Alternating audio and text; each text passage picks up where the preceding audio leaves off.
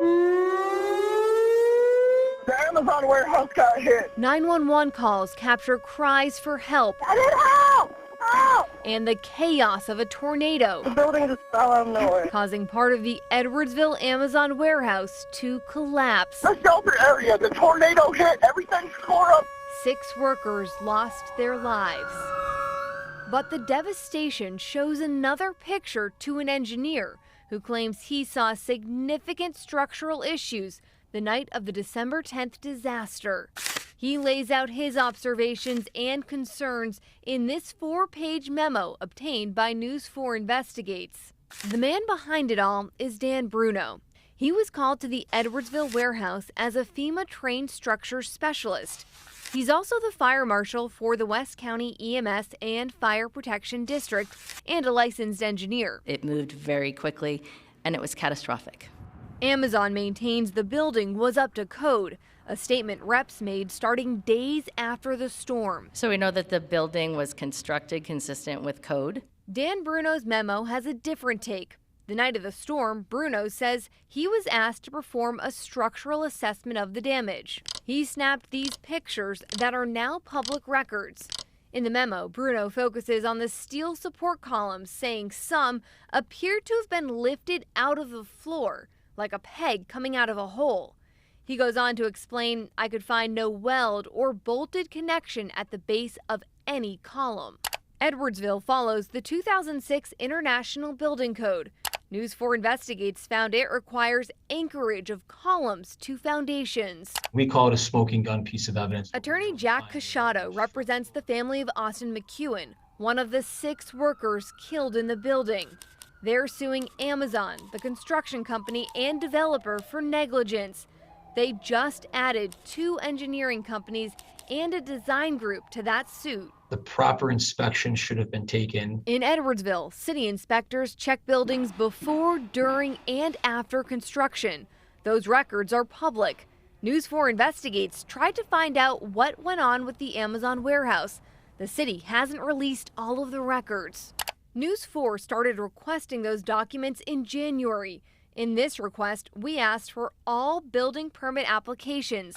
The city sent several records, but did not include ones for the actual construction permit for the building. Recently, we asked for inspection records. Edwardsville City Hall told us it needs to extend the time to respond. So we went to the Public Works Department, which oversees permits and inspections. I didn't know if anyone in the city had seen this letter. This employee said it was news to her. She told us the city's 2 inspectors were out, but she did leave to see if the department director would talk to us. He chose to stay in his office. There is at least one city employee who knows something. In Dan Bruno's memo, he says he discussed what was found with Fire Chief James Whiteford. We called Whiteford, who said he had no comment.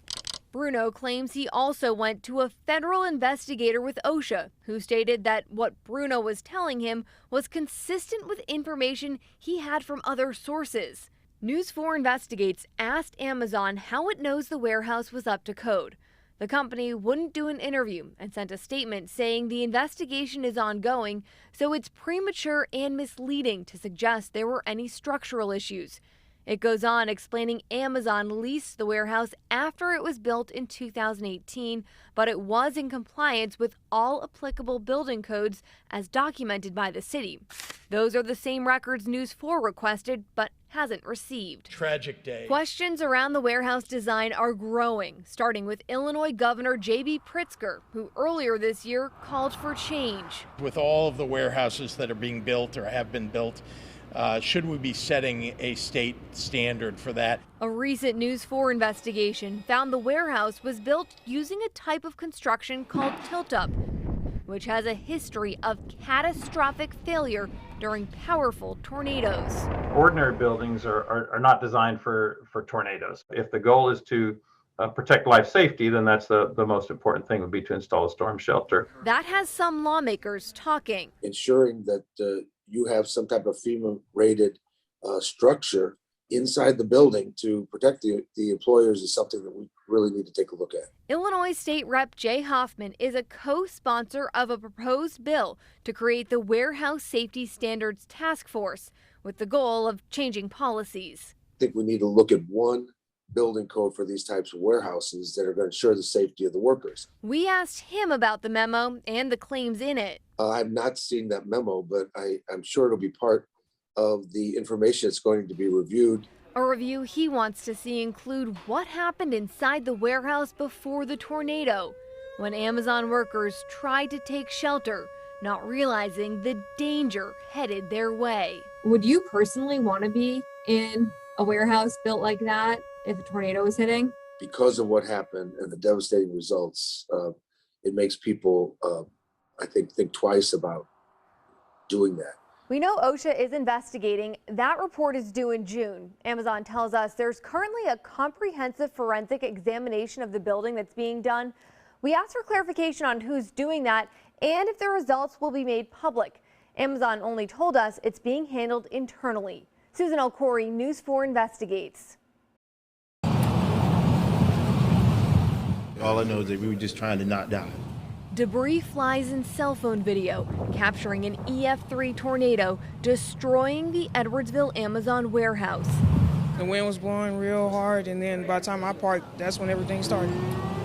Inside, there was no storm shelter. Everybody yelling, people are confused. Leaving employees trying to find safety. We knew some people were missing. It was just terrifying. 6 people never made it home. I could be dead and not talking to you at all. Deontay Yancey believes Amazon should have done more to protect him and his coworkers.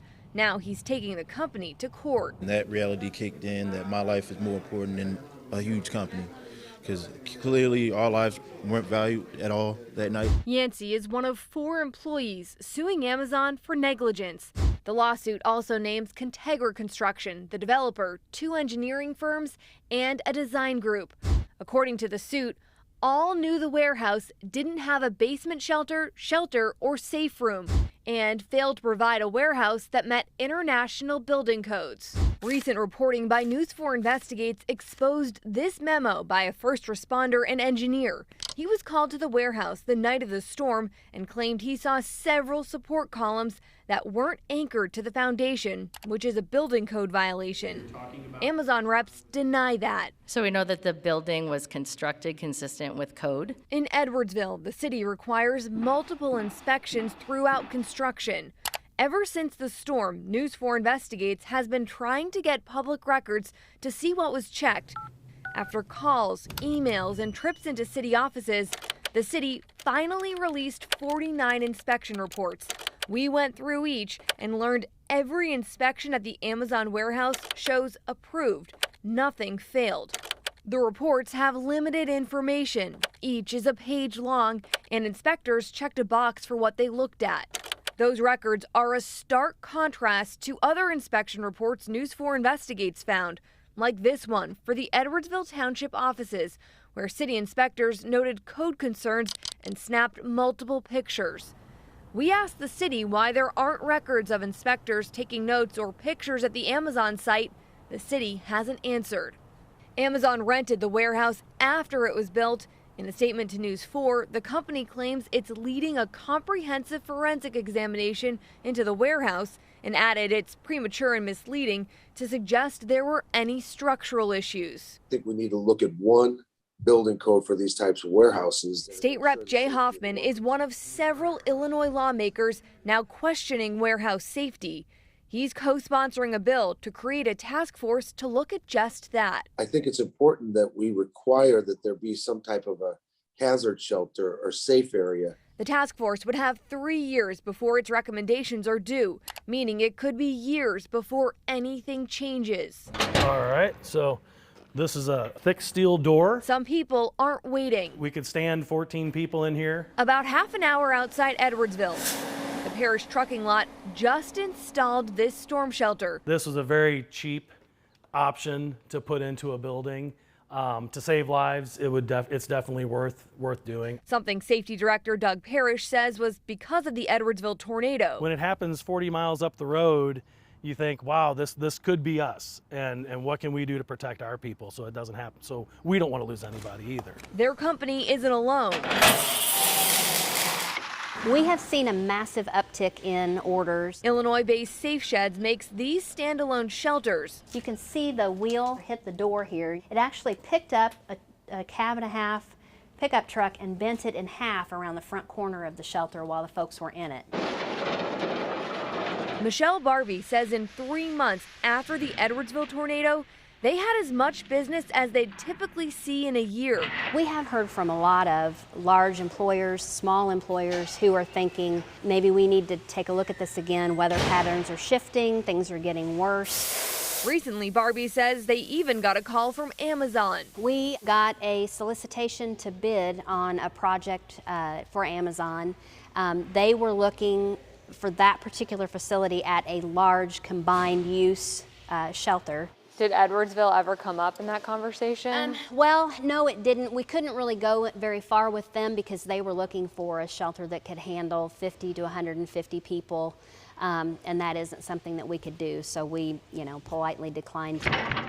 Amazon hasn't publicly said if it's adding storm shelters to any new or existing buildings.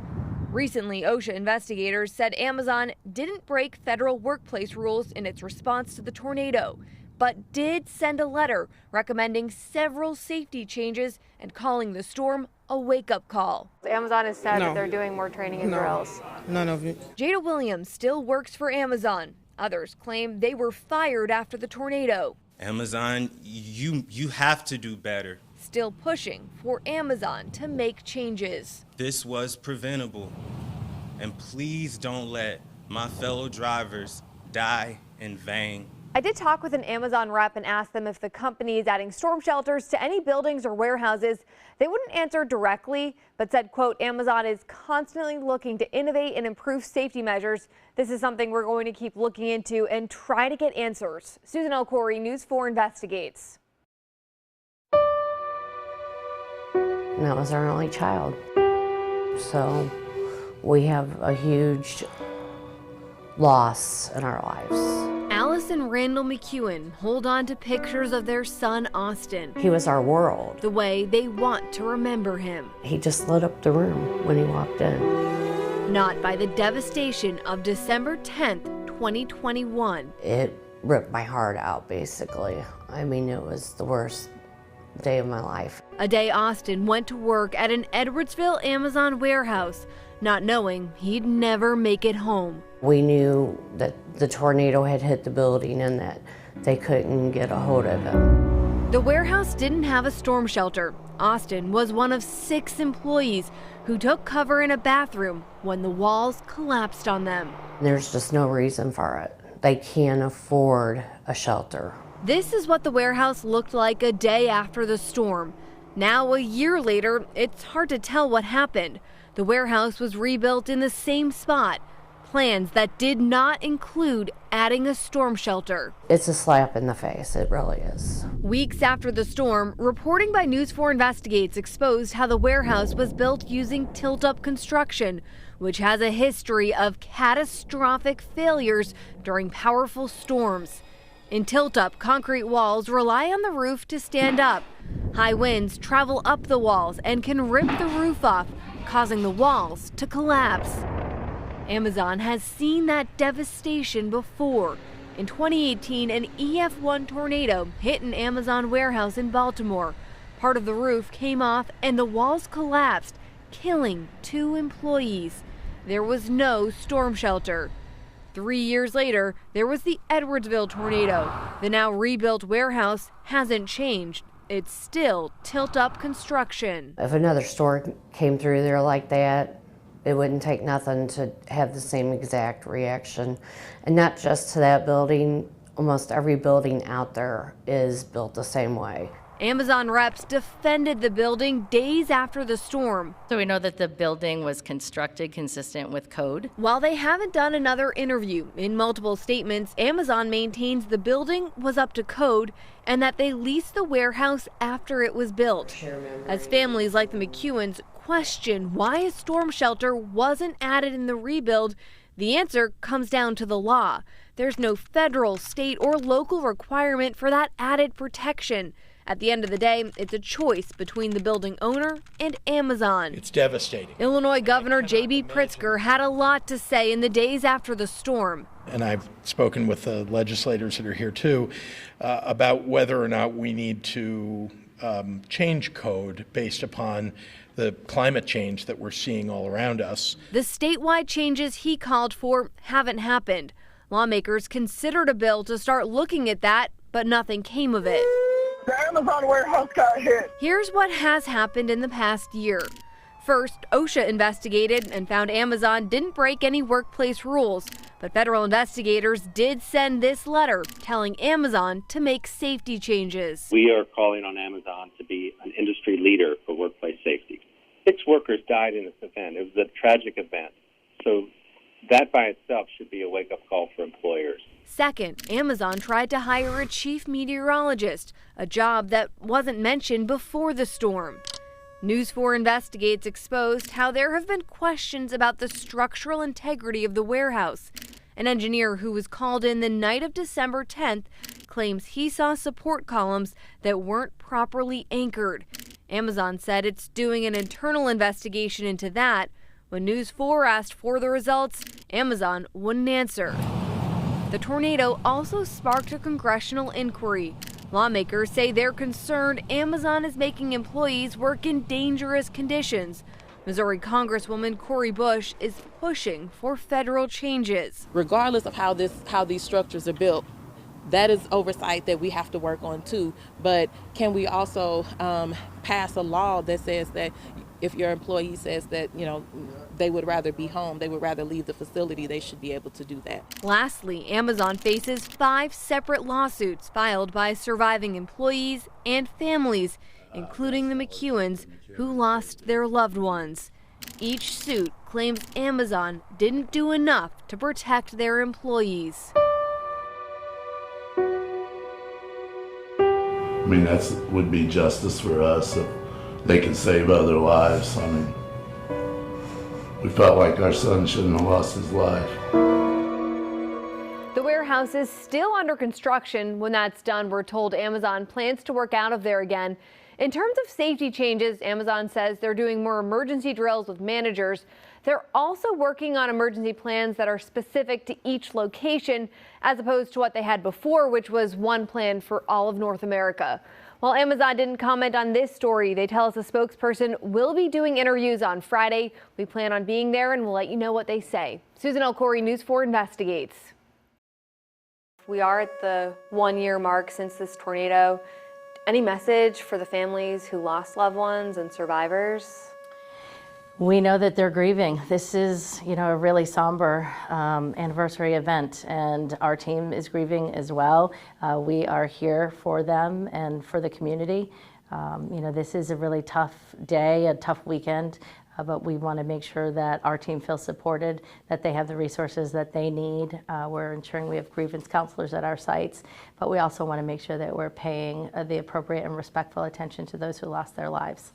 How has this specifically changed how Amazon is looking at safety at warehouses?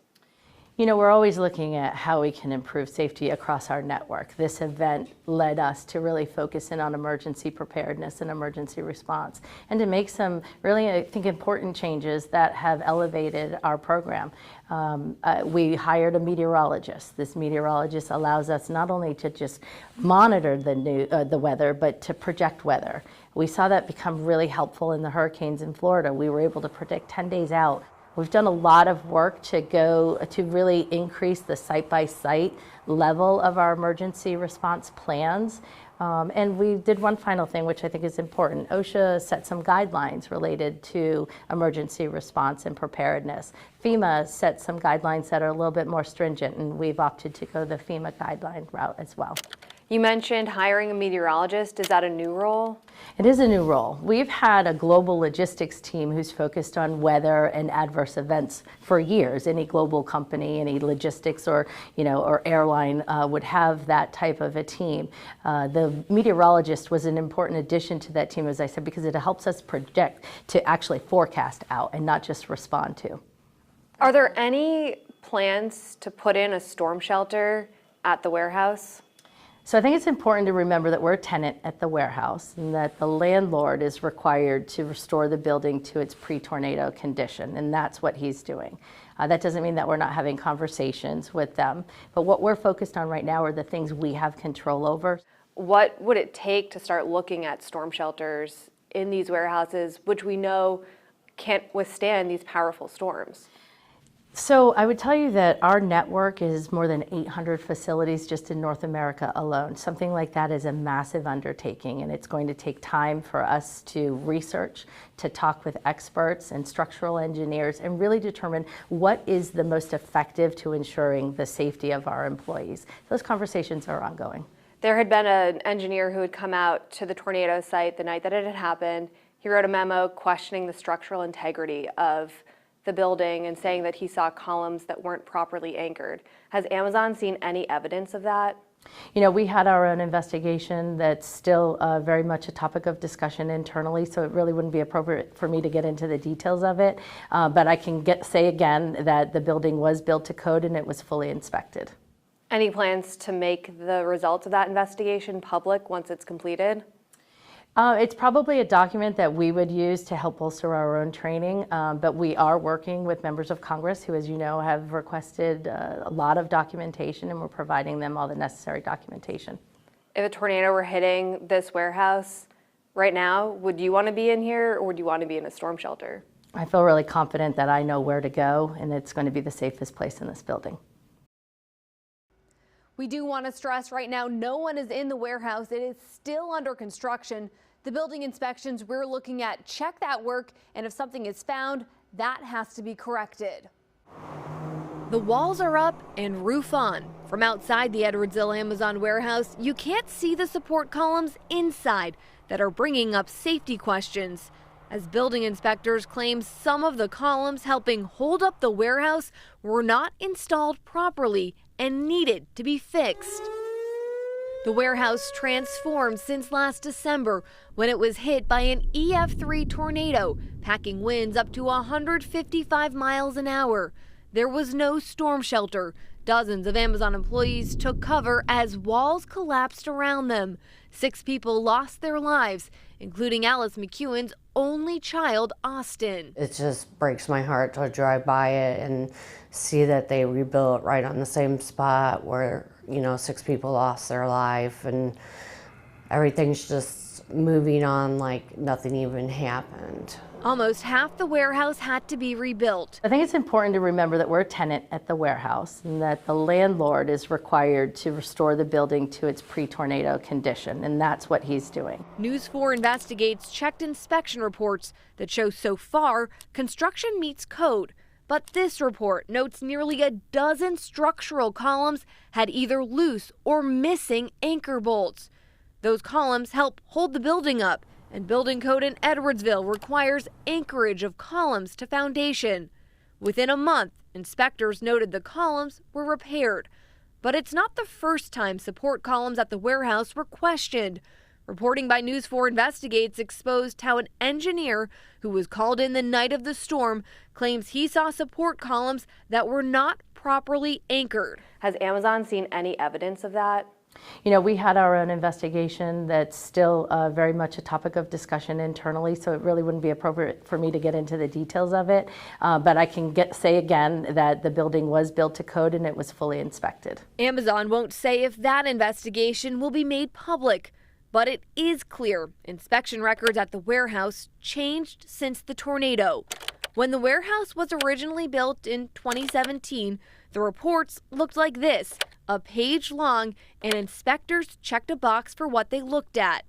After the tornado, inspection records include pictures, detailed notes, and show testing results on things from the walls to the concrete foundation. Working on a story about the Amazon rebuild and some things that we saw on inspection reports. We keep trying to ask city inspectors about all of this.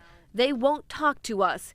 Instead, a spokeswoman sent a statement saying that because of the sad significance of the site and the heightened interest, inspection records on the rebuild have additional documentation.